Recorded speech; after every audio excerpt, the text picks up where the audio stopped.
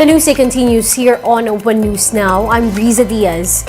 Unemployment took a dip in April according to the latest report by the Philippine Statistics Authority. The jobless rate went down to 4.5% in April. That translates to about 2.26 million unemployed Filipinos.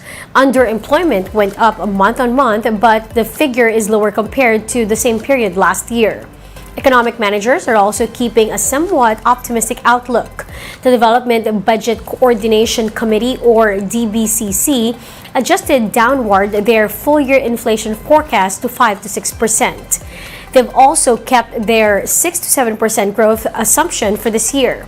The DBCC said they've already taken into account the risk posed by global trade tensions, the El Nino, and other natural disasters.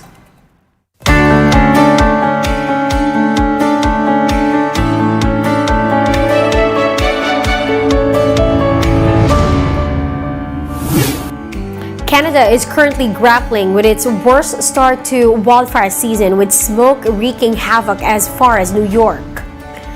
Reuters reports that wildfires are affecting some 9,000 hectares of land in the province of British Columbia. Now, this prompted local authorities in the town nearest the fire to order an evacuation. Smoke from the fire has reached the United States, blanketing Washington, D.C. and New York in a thick haze. The smoke caused flight disruptions, while health officials warn of potential respiratory issues due to high levels of fine particles in the air.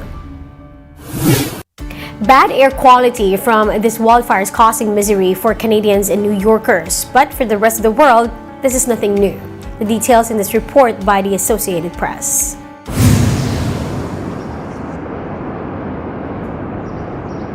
Even though this is very severe and it is an exceptional event for millions of people living in the Northeast U.S., these types of exposures and much higher levels of exposure are typical for millions, if not close to billions of people in other parts of the world. So we kind of have to keep that in perspective and to contextualize that this is a severe air pollution episode in the U.S., but it's fairly typical for what millions and millions of people experience in other parts of the world.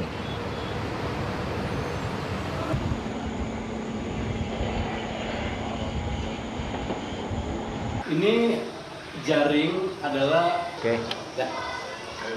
Saya sering merasakan ya, gatal, batuk, pilek. Bahkan satu keluarga itu merasakan gitu. Jadi ketika debu itu memasuki wilayah Rusunawa Marunda ini lagi banyak-banyaknya, ya itu kita gimana ya, harus terisolasi dalam rumah, karena kalau kita di luar rumah ya berasa seperti tenggorokan sakit, mata perih, dan di kulit terasa gatal-gatal.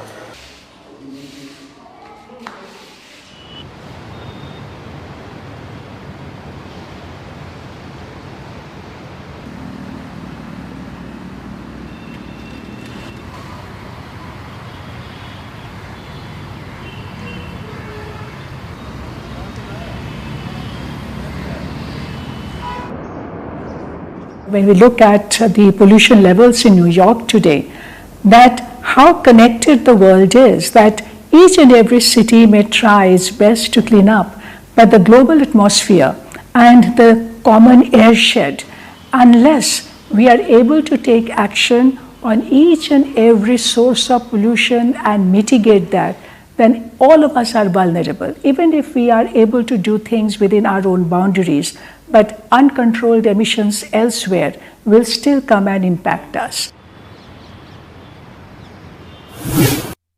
We'll be back with more stories after the break. Keep it here on One News.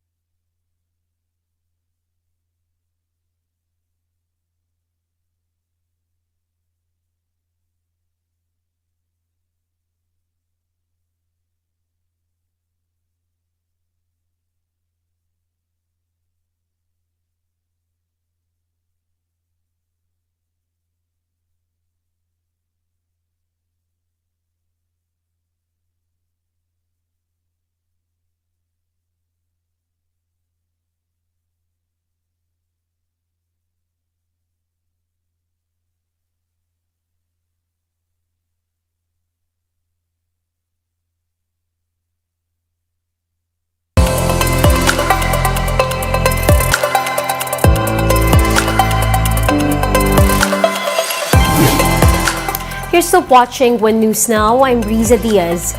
Experts have weighed in on the viral video of a drunk college student confronting a senior high school teacher in Cainta, Rizal.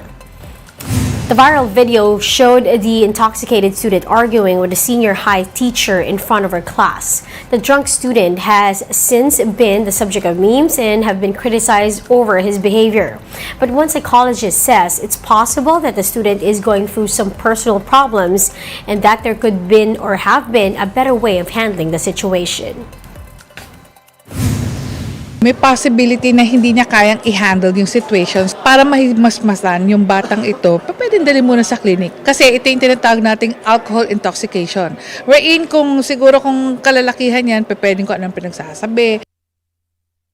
Meanwhile, a guidance counselor advises teachers who encounter similar incidents to initiate a calm conversation. Parties should also refrain from posting such incidents on social media.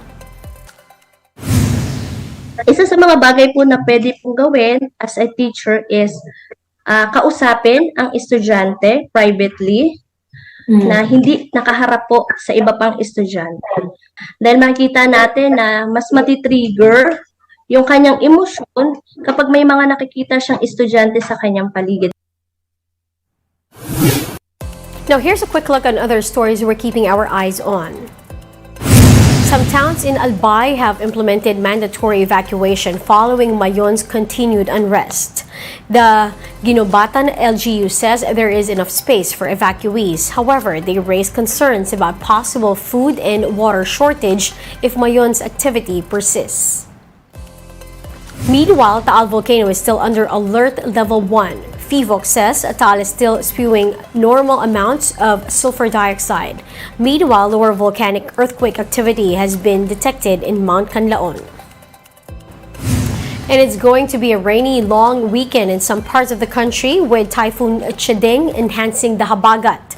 Chideng is forecast to exit the Philippine area of responsibility by Monday, but until such time, monsoon rains are expected in the western portions of Luzon and Visayas. And those are the top stories of the hour. Join us later at 10:45 in the morning as we continue to monitor the day's biggest stories.